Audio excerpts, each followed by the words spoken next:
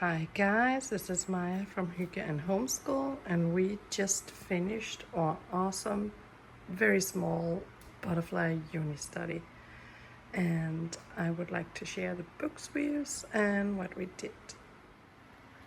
So I have both a second grader and a 1.5-year-old little girls.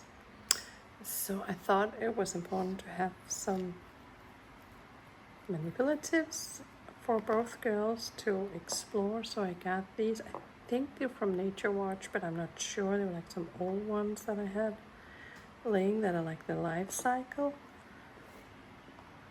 of the butterfly. And that worked really well. Both girls played a lot with these. Then I have a few, I would call them fiction books. I have the story of the butterfly children, which is really beautiful and cute. And it worked very well for both girls. There was one side over here that my big girl could read out loud, and then for the little one I could read this for her, so I could use it for both girls. And it's super cute. It's about the little butterfly children who starts as little chrysalises and then become butterflies later.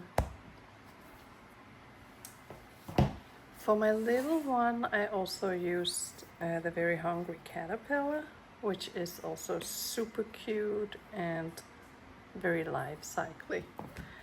And then we have this awesome book from DK, which is like a pop-up book that also describes the life cycle of a butterfly with little eggs and caterpillar and chrysalis.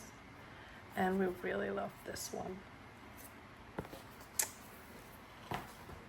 Then I have these two, one for my big girl and one for my little girl. I thought I was gonna love them more, that we could kind of dive down and talk more, but we actually didn't use it that much. We used the I can't even find it, but there's a butterfly life cycle. It's also here on the front. It's more from the chrysalis till butterfly, and there's no caterpillar in here. And it is the same here, the same pictures from the metamorphosis in the chrysalis for the for the baby or toddler. She's almost a toddler. This worked really well for her to sit and point. We only use this page. There's like other moments and life cycles. I like the idea of slowing down and going into like a small sequence of the life cycle. I don't know, this just didn't work as well for my big girl. What did work was the life cycle book from DK that had the whole butterfly life cycle, and we could talk about it. And my daughter made a little book where she even drew and explained the life cycle for me. So this book, I can highly recommend it. It has like a ton of different life cycles, and we've used it over and over again. For her activities beside making a book, I had this laying around. I was gonna use it for a bird study at some point, but now we used it for the butterflies instead. And it has like drawings, so you can trace it on paper and use them in your books, and it has like little fun facts in between. So this one, I mean, you could get a million different activity books, but we had this one and my daughter had fun with it. We also used this one briefly.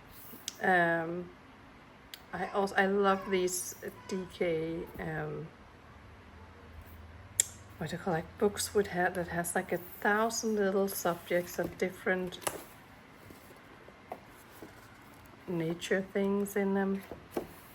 And we only used this page about butterfly scales. I didn't know how butterflies' wings were built before starting this unit study, so we dove into that and looked at it together, and she made a little poster and drew the scales. I also recommend this. I mean, we only used this page, but I love that it goes deep into one little aspect of something in the nature or natural world. A book we really used was this one. It is so cute. I don't know if it has a little flare, but it's from Smithsonian. I don't know, it's old.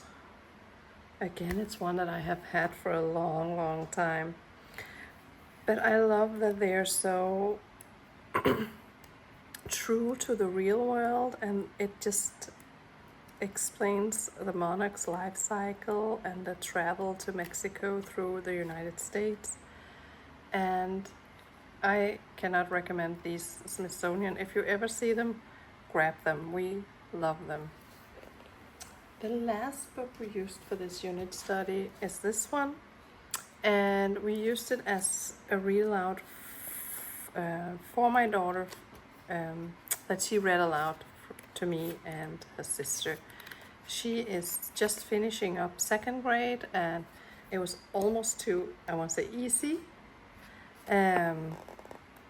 It was good, and it gave a lot of confidence. You could easily read it, and it explains like a lot of facts and fun things about butterflies that she could put in her little book that we made at the end. I also tried to do some painting of butterflies and using watercolors, but because we haven't painted for such a long time, it ended up just being us getting into know the paints again, and so my daughter made this beautiful watercolor mix.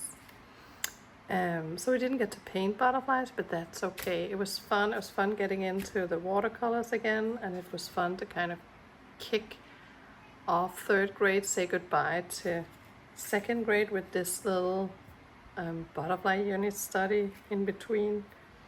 And this was my first time for my daughter to make an actual book with writing. Before we only did like drawing books. She made sketches and I did all the writing. So this is her first really book of putting a little bit of writing in there, and I love that. And it was a good way to kick off with a little week of butterflies. So that was what we used, and that was what we did. And yeah.